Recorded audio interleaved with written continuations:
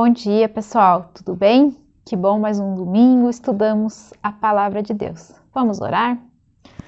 Ó Deus, obrigada, Senhor, pela semana, obrigado pela oportunidade de podermos agora estudar, compreender e aprender mais da Tua Palavra. Fica conosco, é o que pedimos e agradecemos. Em nome de Jesus, amém. Então, pessoal, semana passada a gente começou a falar um pouco, sobre essa nova divisão dos livros proféticos, dos profetas maiores que nós estamos vendo.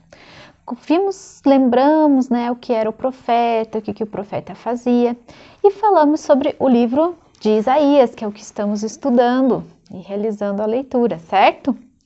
Então hoje nós vamos dar continuidade. Então vimos, que o autor do livro é o próprio Isaías.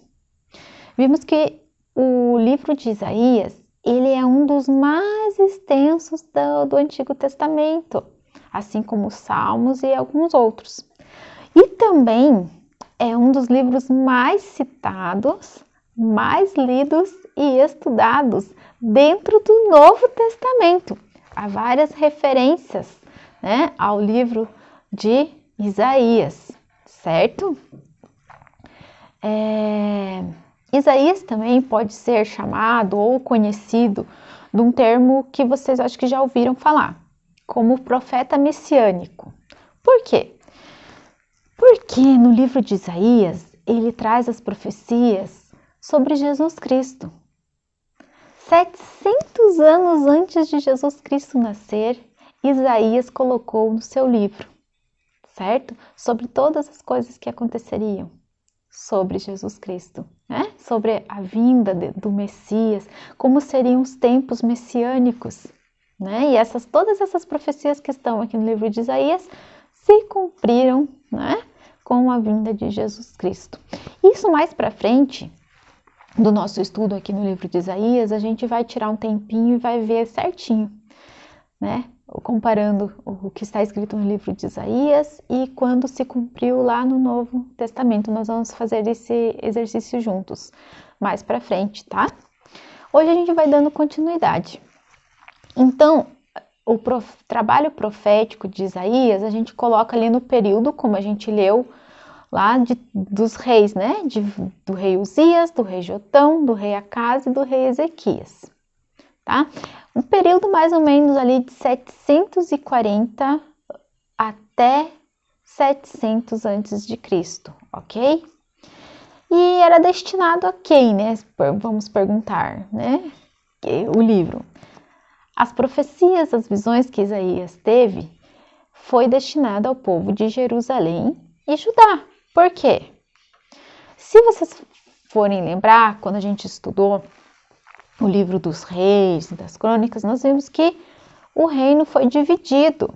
Depois que Salomão morreu, Jeroboão assumiu o trono, eles se dividiram em Israel, que era o reino do norte, e o reino do sul, que era Judá.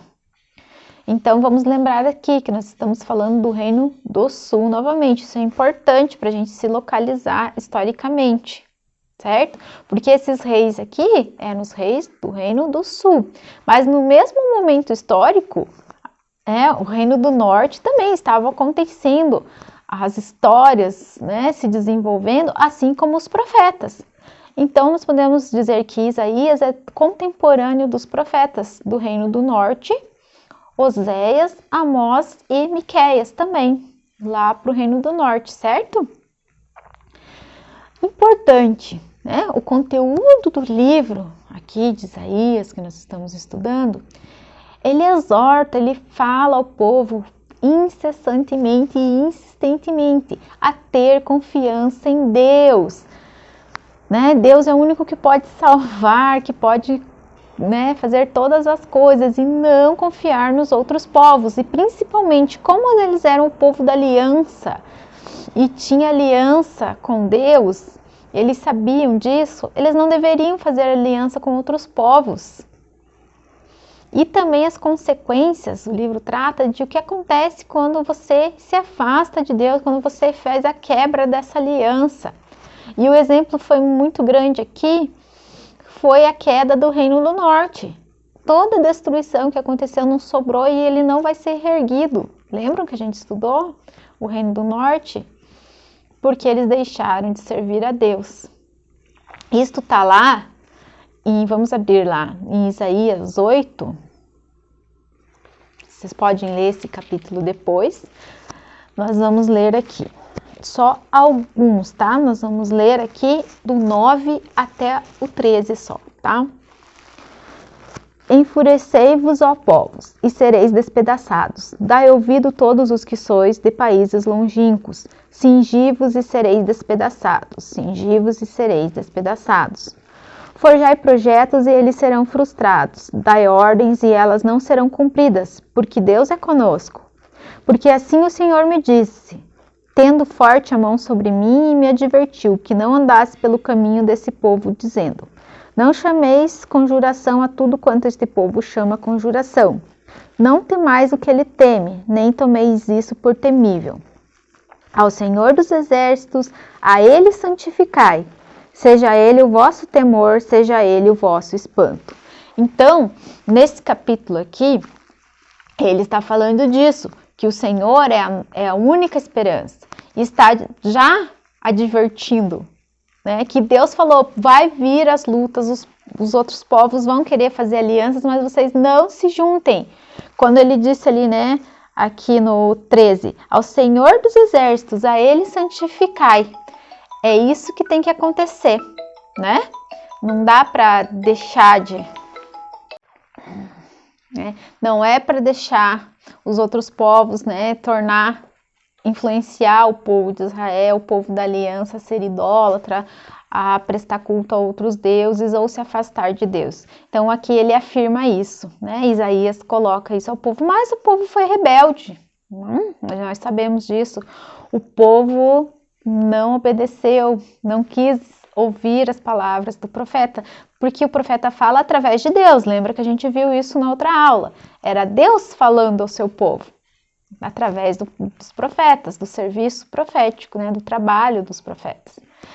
E Deus continua falando, né, o profeta continua levando a mensagem, mas o povo não quer ouvir. E ali Isaías também vai apontar para a destruição do Reino do Sul, que vai acontecer lá em 606 pela Babilônia.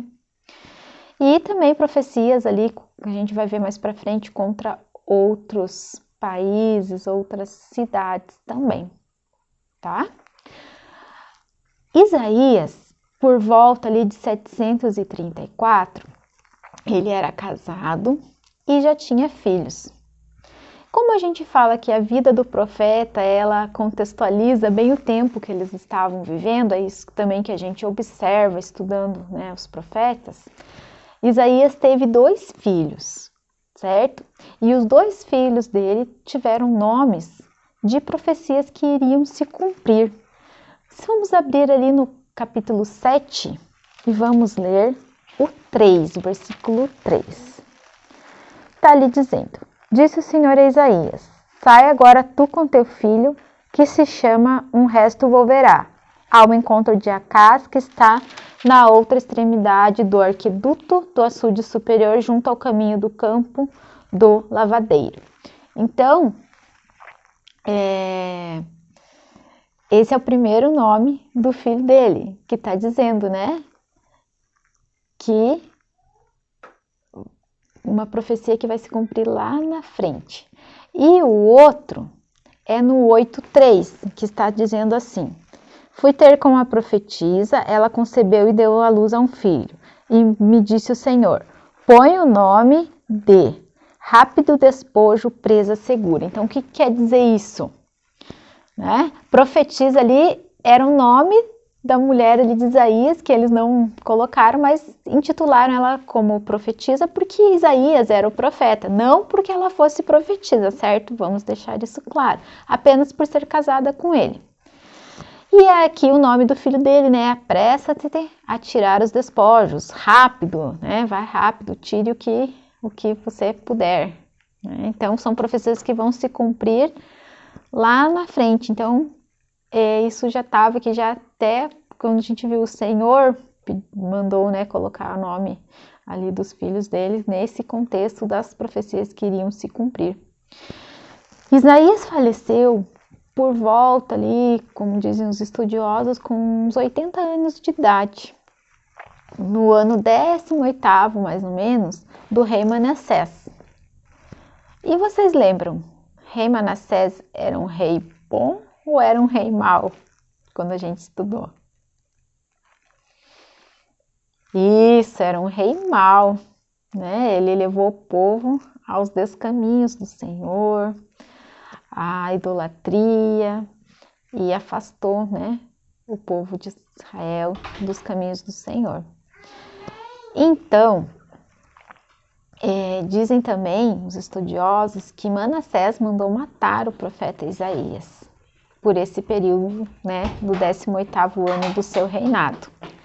O contexto desse século 6 em que viveu aqui, né, estamos falando agora de o contexto que o Isaías viveu, era um contexto de muita incerteza, porque a Assíria era uma potência mundial e ela vinha aterrorizando todos os povos do Oriente. O que seria se aterrorizar? É guerra, é conquista, é entrar, dominar todos os povos, queimar as cidades, saquear, e deportava apenas poucos que eram levados cativos, aqueles que eram mais importantes, como pessoas influentes ou pessoas da família real, apenas que tivessem alguma serventia para eles.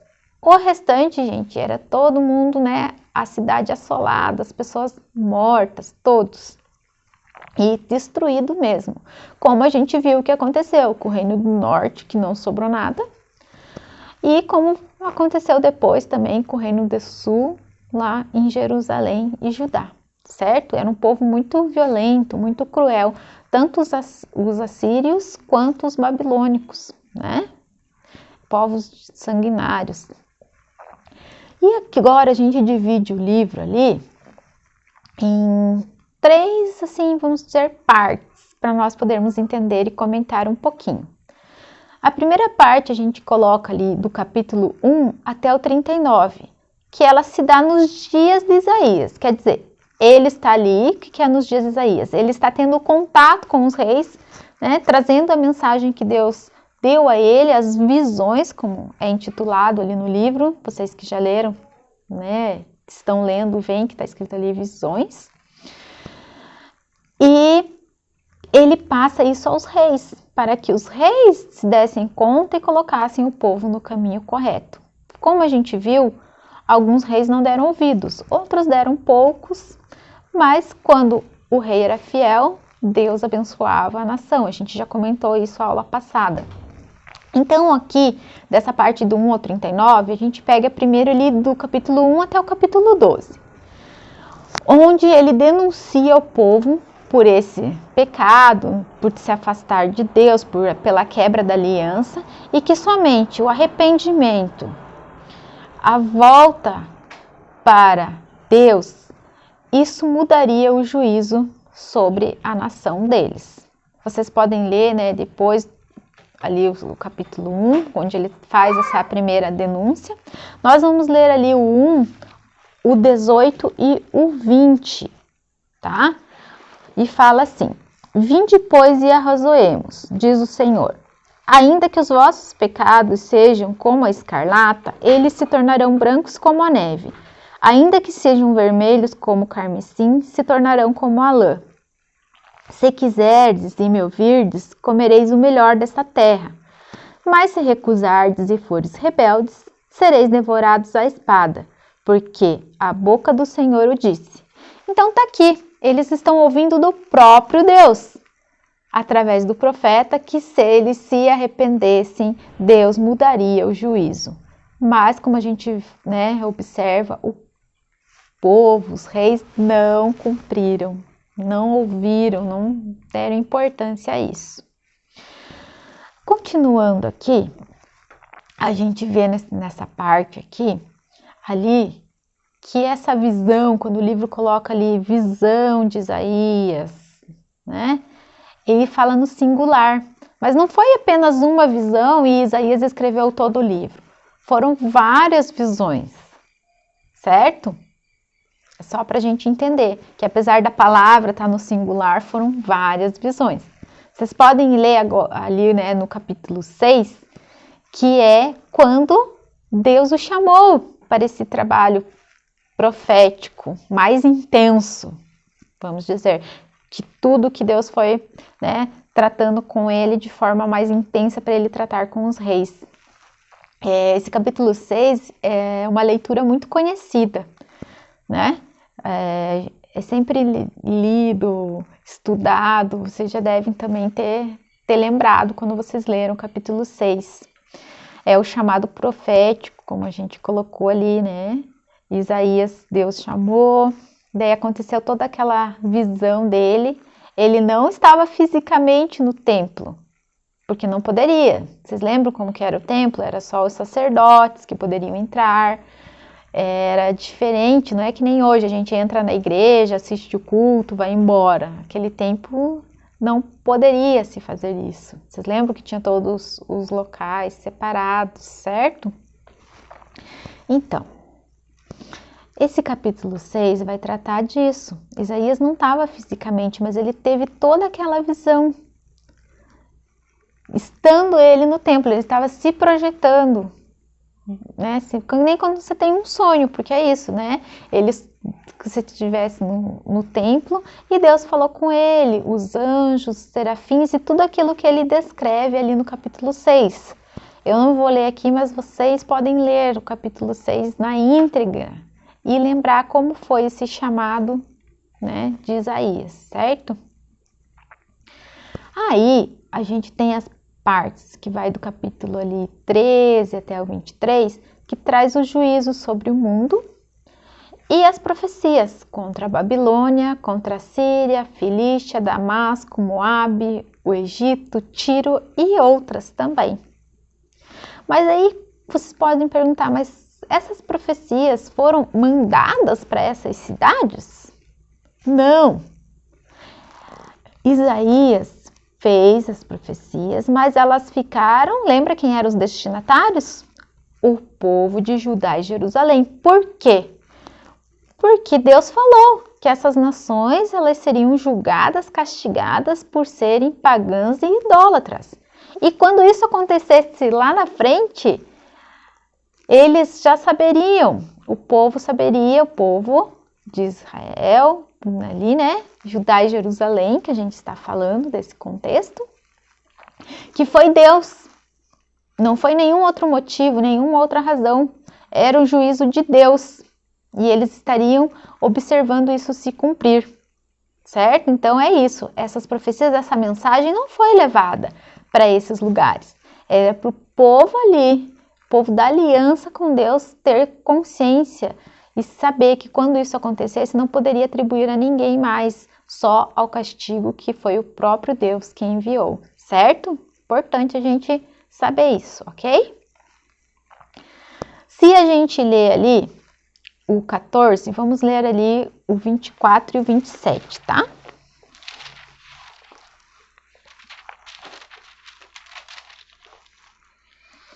Diz assim, ó. Jurou o Senhor dos Exércitos, dizendo: como pensei, assim sucederá, e como determinei, assim se efetuará. Porque o Senhor dos Exércitos determinou: quem, pois, o invalidará, a sua mão estará estendida. Quem, pois, o fará voltar atrás. Então, aqui já está na profecia, dizendo que o Senhor determinou e que iria ser assim. Esses povos seriam julgados e destruídos. Especificamente sobre essa nação, essas nações, vamos ver ali, para a gente ter só, vocês vão estar lendo, né? Mas só para a gente ver hoje, no 31 ali, do 1 ao 3, ele fala um pouco sobre o Egito. Vamos olhar ali o que foi um pouco da profecia sobre o Egito. Ai dos que descem ao Egito em busca de socorro e se estribam em cavalos, que confiam em carros porque são muitos e em cavaleiros porque são muito fortes, mas não atentam para o Santo de Israel, nem buscam ao Senhor. Todavia este é sábio e faz vir o mal, e não retira as suas palavras. Ele se levantará contra a casa dos malfeitores e contra a ajuda dos que praticam iniquidade. Pois os egípcios são homens e não deuses, os seus cavalos carne e não espírito. Quando o Senhor estender a mão, cairão por terra tanto o auxiliador como o ajudado, e ambos ajuntamente serão consumidos. Então, aqui é o que a gente vem falando, né? Lá do começo, né? Se Deus falou que era só para acreditar nele, que a única salvação não é em Deus e não fazer alianças, é que ele está falando. O fim do Egito vai vir, e quem estiver aliado com ele também vai perecer. Então, só para a gente ter uma ideia, para ver diferente, né? Porque a gente sabe o que aconteceu com a Síria, que caiu, a Babilônia, que caiu. E antes eles eram potências grandes, tanto que foi que destruiu, os assírios destruíram o reino do norte, e depois a Babilônia destruiu Jerusalém e Judá. A gente já sabe isso, mas a gente quis ler aqui o Egito para a gente ver, né, os outros também, o que seriam dito dos outros, ok? E daí ele vai entrar numa parte 2. E o que é essa parte 2 que a gente coloca ali? A segunda parte é uma sessão diferente, é uma sessão histórica que realmente vai detalhar toda a história, que nem a gente viu. A história lá em Reis e Crônicas. É essa história que nós vamos voltar, mas isso vai ser na aula que vem. Então, se vocês têm dúvidas, já vão lendo lá o livro dos Reis e das Crônicas, falando lá no período de Uzias, de Acás e Ezequias, que lá está o profeta Isaías, e semana que vem a gente trabalha sobre especificamente algumas delas, certo? Obrigada, tenha uma boa semana.